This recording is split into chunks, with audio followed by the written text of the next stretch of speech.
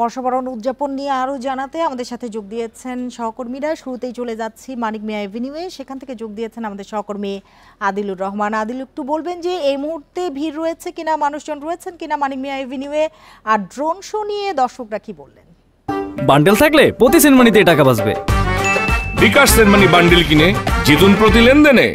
দেখুন, আজকে মানিক মিয়া এভিনিউর সামনে যে ড্রোন শো এবং কনসার্ট হয়েছে তার রেশ এখনো কাটেনি।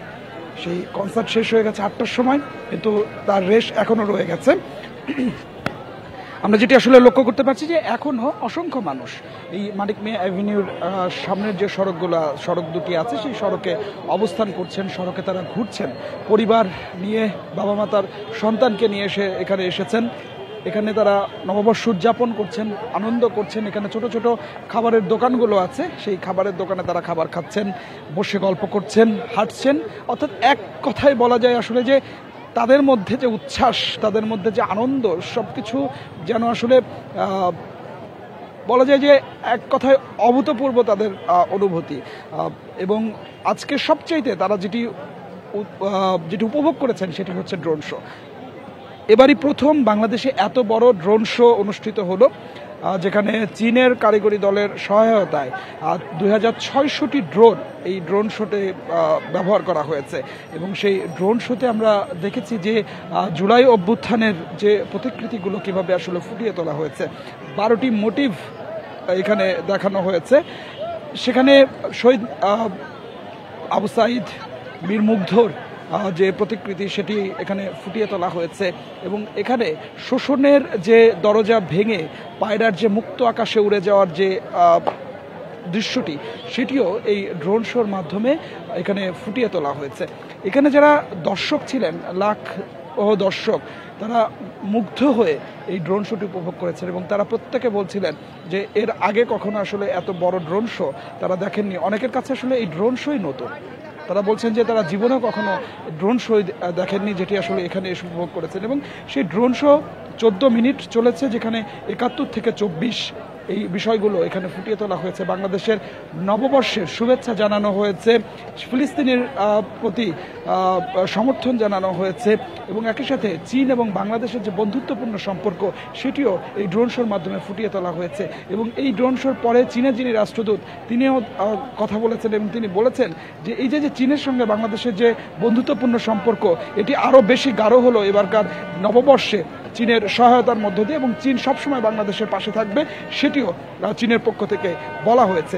এই মানিক মিয়া অ্যাভিনিউতে ড্রোন শোর পাশাপাশি নববর্ষের উদযাপন আসলে আরও বহু গুণে বাড়িয়ে দিয়েছে কনসার্ট। সেই দুপুর 3:30 থেকে যে কনসার্টটি শুরু হয়েছে সেটি 8টা পর্যন্ত চলেছে। মাঝখানে শুধুমাত্র 14 মিনিটের জন্য আমরা দেখেছি যে ড্রোন শোটি হয়েছে।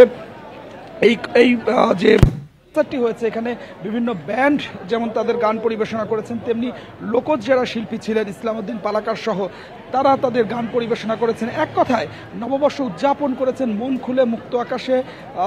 এই মানিক মিয়া অ্যাভিনিউতে রাজধানীবাসী লাখ মানুষ এখানে এসে সমবেত হয়েছিলেন। আদিল, আপনি থাকুন আমাদের সাথে। এবার চলে যেতে চাই শাহবাগে, সেখানে আছেন আমাদের আরেক সহকর্মী বুদ্ধদেব কুণ্ড। আমরা চলে যেতে চাই বুদ্ধদেব কুণ্ডর কাছে। বুদ্ধদেব কুণ্ড, ঢাকা বিশ্ববিদ্যালয় এলাকায় এখনো ভিড় রয়েছে কিনা, কোনো আয়োজন কি এই মুহূর্তে রয়েছে? আর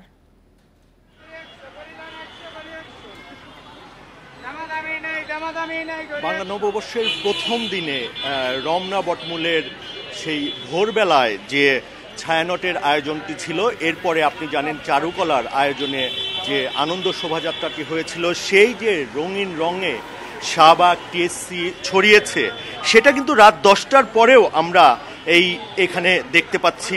আপনি জানেন যে আবহকালের বাংলা নববর্ষের যে অনুষঙ্গ বৈশাখী মেলা, গ্রাম বাংলার নিয়ম করে যেটি আয়োজন করা হতো, সেই মেলাগুলোই কিন্তু রাজধানীর সোহরাওয়ার্দী উদ্যান, বাংলা একাডেমি প্রাঙ্গণে এগুলো আয়োজন করা হয়েছিল। এবং গ্রামীণ আবহে বৈশাখী মেলার পসরা সাজিয়ে বসেছে দোকানিরা।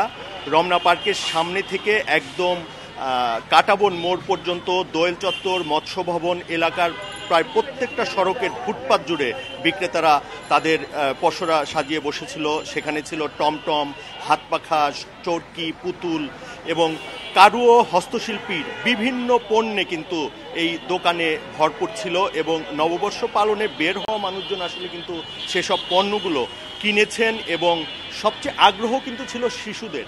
আপনি জানেন টমটম বা ঘুড়ি এই ধরনের যে পুতুল সেইগুলো বাচ্চারা পেলে খুবই আনন্দিত হয়। এখনও কিন্তু আমরা চারুকলার সামনে দেখতে পাচ্ছি প্রচুর মানুষের ভিড় এবং সেই মানুষগুলো কিন্তু তাদের পরিবার পরিজন নিয়ে এসেছেন এবং তারা গ্রামীণ আবহের যে মেলাগুলো বসেছে, পসরা সাজিয়ে যে দোকানিরা বসেছেন সেই পণ্যগুলো কিনছেন।